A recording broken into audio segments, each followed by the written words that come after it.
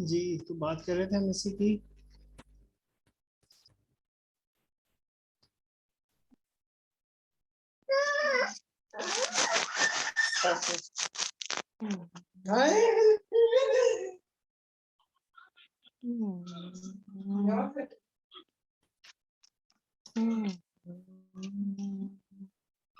देखो प्लीज।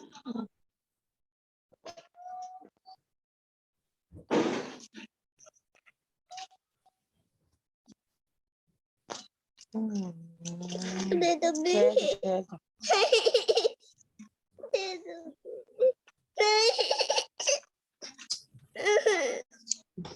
क्या वाइट लेके आ, मैं वाइट मोबाइल मान के चला, मैं वो ले लेती हूँ।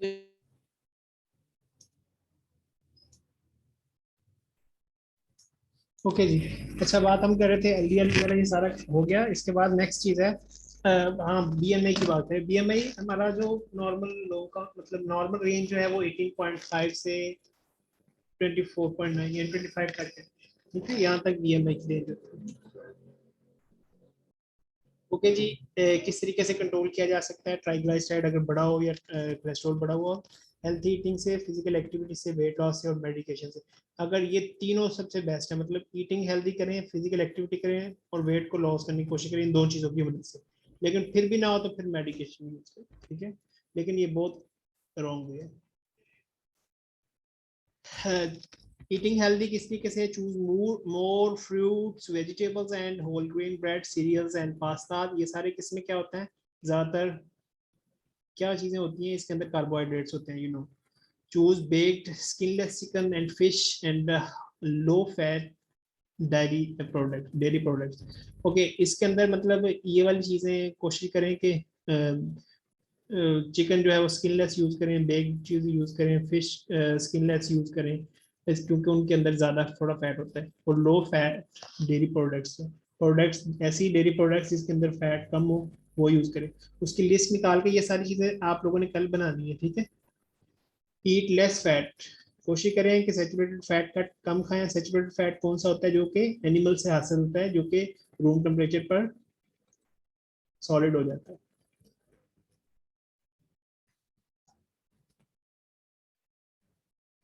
इम्प्रूविंग फैट, ईट जो है वो प्योर सॉलिड फैट, कोशिश करें कि जो फैट है, सॉलिड फैट है, इसको कम से कम करें, रिडक्शन करें, इसके अंदर कम करें। स्टिक बटर, इससे ये बड़े प्रॉब्लम्स आते हैं। ठीक है, eliminate excess fat on meat, जो मीट के ऊपर एक्सेस फैट हो उसको निकाल दें। सब्स्टिट्यूट लिक्विड और soft fat hearts healthy fats. Monosaccharide oils use करें। ये ओलिविया, उसमें ओलाइव आ गया, कैनोला आ गया और पीनट ऑयल हो गया। डायटी कोलेस्ट्रॉल्स, इसमें इससे क्या हो जाता है आपका? अगर यूज करेंगे तो क्या होगा? Can rise blood cholesterol level, आपका ब्लड कोलेस्ट्रॉल लेवल बढ़ जाएगा। Limit food high in cholesterol, in foods को जो है वो कम करें। अगर आप ज्यादा करेंगे तो आपका जो है वो कोलेस्ट्रॉल, ब्लड कोलेस्ट्रॉल लेवल बढ़ जाएगा।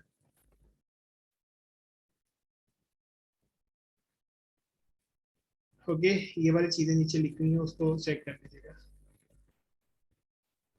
American heart association recommendation less than 3 milligram per day.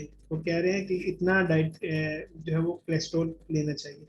ये अमेरिकन एसोसिएशन की रिकमेंडेशन है कि 300 मिलीग्राम पर डे, 300 मिलीग्राम जो है पर डे, इससे कम कम लेना चाहिए कोलेस्ट्रॉल हमें डेली। ठीक है, और वो कह रहे हैं less than 200 milligram per day अगर किसी विद डायबिटीज और हार्ट डिजीज है। अगर किसी को डायबिटीज है या फिर हार्ट का मसला है तो उसको 200 मिलीग्राम से भी कम लेना चाहिए। लेकिन वैसे कह रहे हैं एक नॉर्मल पर्सन के लिए 300 तक के लिए अमेरिकन जो एसोसिएशन है इस चीज की, तो वो अलाउ करती है, हार्ट एसोसिएशन अमेरिकन।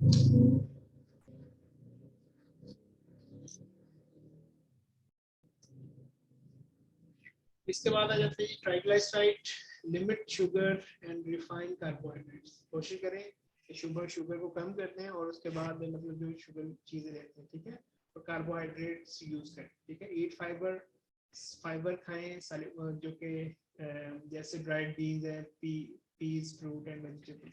जितने भी फाइबर की सोर्सेज हम पढ़ चुके हैं कि फाइबर के सोर्सेज कौन कौन से हैं, ये भी वही हैं, ये सारे फाइबर के सोर्सेज हैं। अगर आपके अंदर ट्राइग्लिसराइड ज्यादा हो रहा है बॉडी के अंदर, तो आप क्या करें, इन चीजों को ज्यादा यूज करें, मतलब ऐसी चीजें जिसके अंदर फाइबर ज्यादा है, ठीक है। फाइबर के ज्यादा होने की वजह से आपका ट्राइग्लिसराइड कम हो जाएगा। फिजिकल एक्टिविटी मोर इम्पोर्टेंट है, सबसे मोर इम्पोर्टेंट है। फिजिकल एक्टिविटी करेंगे आपका HDL बढ़ जाएगा, LDL कम होगा, और ये आपकी फिजिकल एक्टिविटी आपके अंदर जो ट्राइग्लिसराइड होता है उसको कम करता है। एटलीस्ट 30 मिनट और मोर ऑन मोस्ट डेज, मतलब ये डेली होना चाहिए। मोस्ट डेज मैं नहीं रिकमेंड करता, मैं कहता हूँ डेली बेसिस पे एटलीस्ट आपकी 30 to 45 मिनट एक्सरसाइज लाजमी है। एक्सरसाइज नहीं कर सकते मतलब मॉडरेट एक्टिविटी कोई भी कर ले।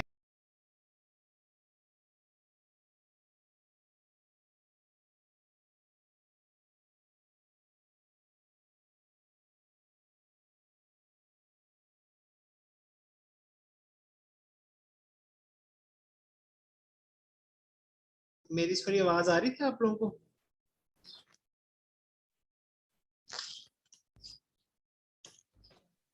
ये स्लाइड, सर कम आ रही थी। ये स्लाइड पढ़ ली हमने, ये वाली? सर आपकी स्लाइड नहीं नजर आ रही थी, हम जस्ट देखे जा रहे थे लिखा हुआ किधर है ना, वो ऊपर वाली स्लाइड आपने की हुई थी, वो नीचे वाली तो आप प्लीज रिपीट कर दें। ठीक है, मैं फिजिकल एक्टिविटी के बेनिफिट बता रहा हूँ। इम्पोर्टेंट इसलिए है कि हम अगर इसको फिजिकल एक्टिविटी करते हैं तो HDL कोलेस्ट्रॉल हमारा बेहतर होगा, जो कि हम पहले बात किया है।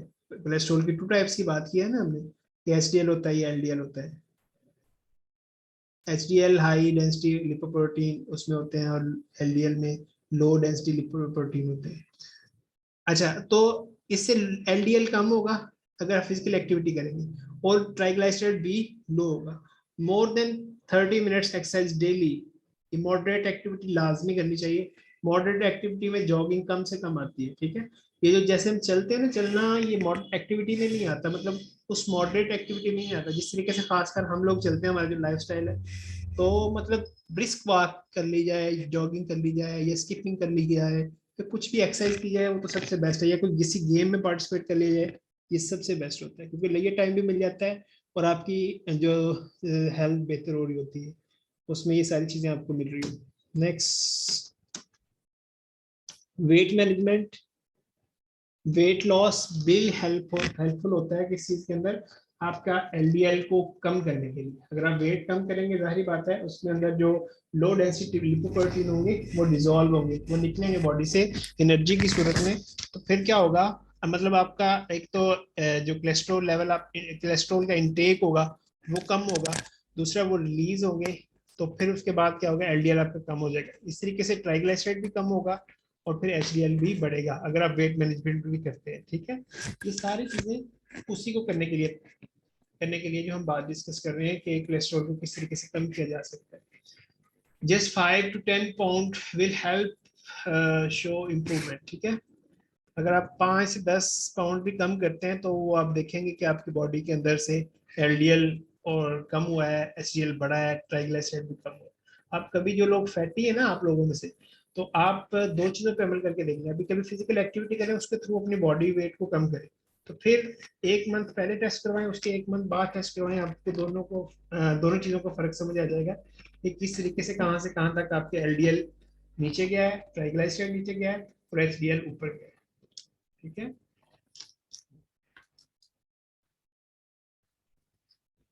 कोलेस्ट्रॉल के बॉडी के अंदर अब फंक्शंस की बात कर लेते हैं। वैसे मैं बता तो चुका हूँ ये कि हमारे जो सेल वॉल्स होती हैं उनका नेसेसरी पार्ट है।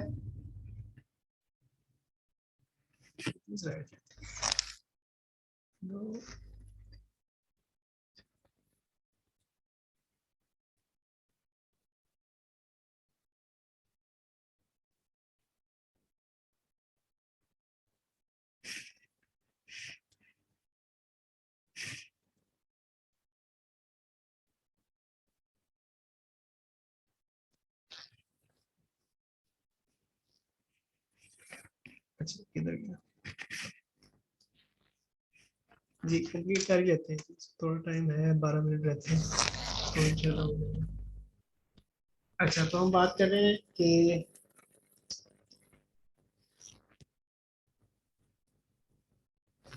इसमें कुछ वर्ड इसी है, पिक्चर के नीचे है वही वर्ड, पता नहीं क्या है, मुझे समझ नहीं आ रहा इसका। किसी को समझ आ रहा है ये वर्ड?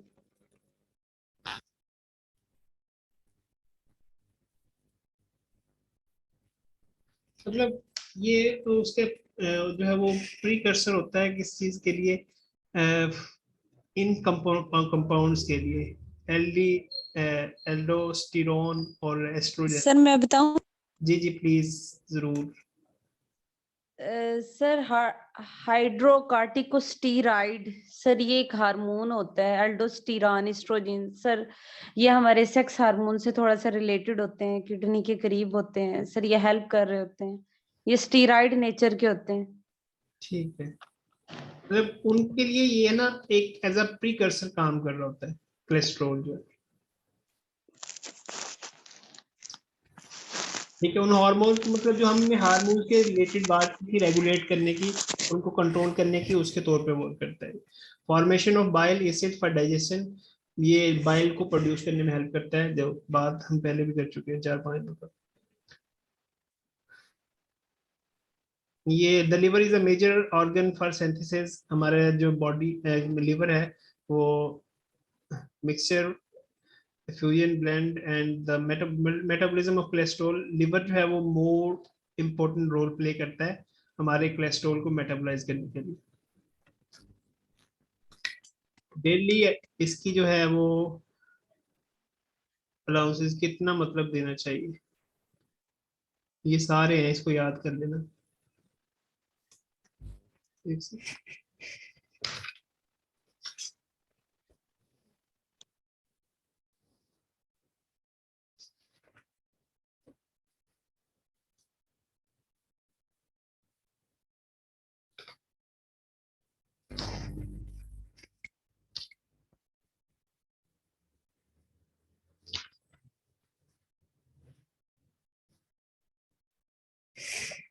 ये किसी चीज की मतलब उनको रिकमेंडेशन दी गई है, लेकिन ये इसके रिलेट नहीं कर रहा है इस स्लाइड्स के साथ, तो ये है ना, इसका कोई और सीन है, ये इसको मैं बाद में डिस्कस करूंगा।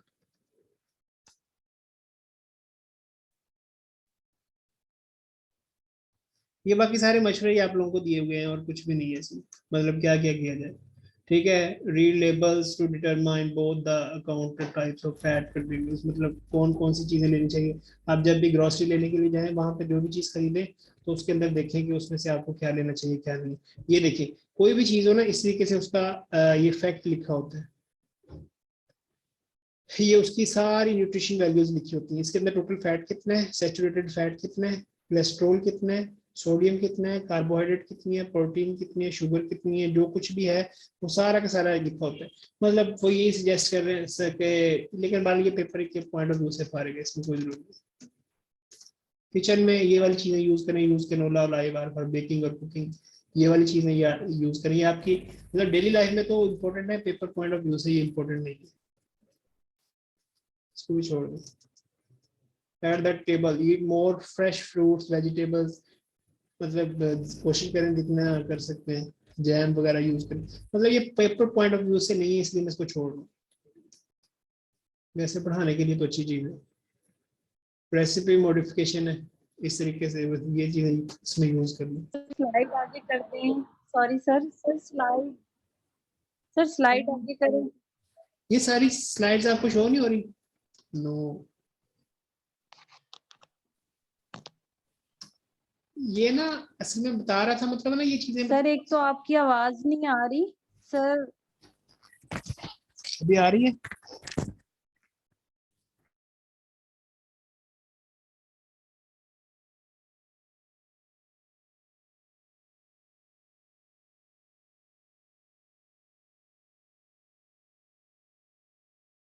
आवाज आ रही है अभी? हेलो? सर आज आपका नेट स्ट्रांग नहीं है या फिर वो वेदर कंडीशंस बहुत मैटर करी, आज आपकी आवाज बहुत वो डिस्टर्ब सी एक किस्म की, कभी आ जाती है कभी नहीं आती। दूसरा, आप जिस स्लाइड पे होते हैं वो स्लाइड आप उधर आगे जा चुके होते हैं, यहाँ वो वहीं खड़ी होती है पीछे। आई एम रियली सॉरी, शायद इस वजह से कोई ना कोई मसला बन रहा है। नहीं सर, हमारे पास तो ठीक है बात। पता नहीं इस किधर थोड़ी, आई एम सॉरी जो भी हुआ। बहरहाल ना, ये स्लाइड्स की बात कर रहा हूँ, मतलब इनको ना मतलब ये डेली लाइफ में यूज होती हैं, पेपर में इसमें कोई नहीं है। ये स्लाइड हमने शेयर की, ग्रोसरी में जब भी जाएं तो आप लोग ना अपने उसका ये देखें, न्यूट्रिशन फैक्ट उसके देखें, फैट कितना है, कोलेस्ट्रॉल कितना है, सोडियम है, उसमें लो फैट वाली चीजें खरीदें। किचन में ये वाली चीजें यूज करें, canola, olive oil for baking and cooking वगैरह। बाकी ये सारा पढ़ लेना, उसमें कुछ भी नहीं है। टेबल मतलब जो चीजें यूज, इसमें पेपर पॉइंट ऑफ व्यू से इन स्लाइड्स में कुछ नहीं है, आपके लिए वैसे इंफॉर्मेटिव है, ठीक है। अगर ये चीजें हो तो आपके लिए ये रिस्क है, ये फैक्टर है हार्ट डिजीज के लिए। मतलब इसमें हाई कोलेस्ट्रॉल है, high blood pressure, smoking, diabetes, lack of exercise, stress, obesity, unhealthy diet, age, gender, genetics, ये सारी चीजें नुकसान, मतलब इसमें जो ऊपर वाली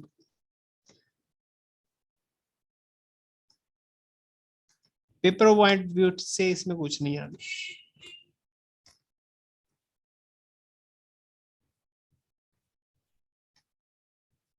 ठीक है, ये 4 स्लाइड्स पढ़ लेना, इसमें वो सारी बातें लिखी हुई हैं, मतलब पेपर पॉइंट ऑफ व्यू से नहीं है, इंफॉर्मेशन के इंफॉर्मेटिव है आप लोगों के लिए। अगर आप पढ़ लेंगे आपकी डेली लाइफ में फायदा है।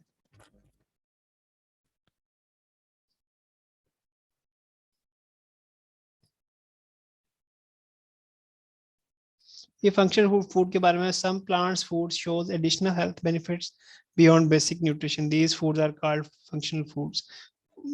मतलब ये भी नहीं है आप लोगों के लिए।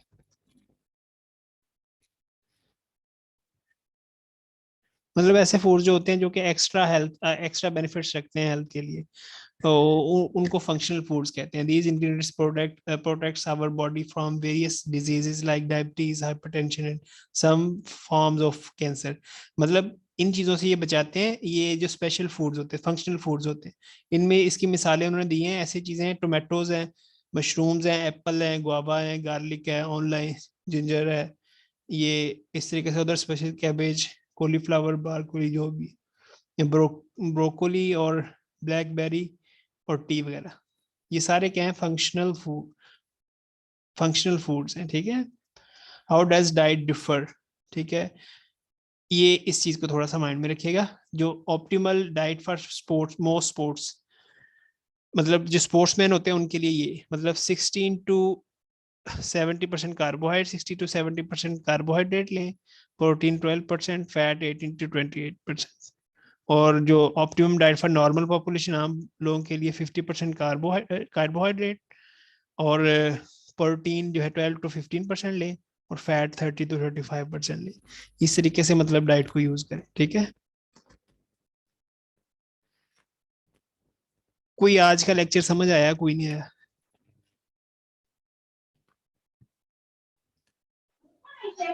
सर लेक्चर समझ आया, बस वो जो फर्स्ट स्लाइड्स थी सैचुरेटेड और अनसैचुरेटेड वाले, उनमें थोड़ा सा इशू है, लेकिन मैं भी लेक्चर दोबारा सुनूं तो वो क्लियर हो जाए उनके कॉन्सेप्ट्स वगैरह। बाकी लेक्चर ठीक है, समझ आ गया। बाकी लोग प्लीज बताइएगा प्लीज कुछ। सर आ गई है समझ। प्लीज बाकी लोग सारे वन बाई बोलो। आज किसी ने कहा ना मेरा गला खराब है, तो फिर हम उसको डांट सॉरी, रेस्पेक्ट यू। और सर अभी इसके कितने न्यूट्रिशन के कितने चैप्टर्स रह गए? नेक्स्ट सेशन के 3 चैप्टर रहते हैं इसके बाद। और अभी हमने किए कितने चैप्टर्स हैं? 5 हो गए। 5 हो गए। सर आप डेली बेसिस पे एक एक चैप्टर करवा रहे हैं, मतलब हाँ, एक चैप्टर हमारा डेली हो रहा है? जी जी, इससे ज्यादा पॉसिबल नहीं है मेरा ख्याल। कोशिश करूंगा, मैं थोड़ी स्पीड करूंगा, लेकिन नहीं यूज नहीं, करूँ, लेकिन विद द बेस्ट होता है। बाकी लोग बता दें मेरी समझ आई है, अदन आई है समझ, और मिस समरा की कोई रिप्लाई नहीं है इनसे, चले बाद में बात कर लेते हैं। जी सर आ गई है समझ। गुप्ता गया, मिस गुप्ता भी आ गया, मिस फरजाना शहीन बिल्कुल खामोश हैं, और कौन है बाकी तो बोल, मिस फरजाना शहीन पता नहीं।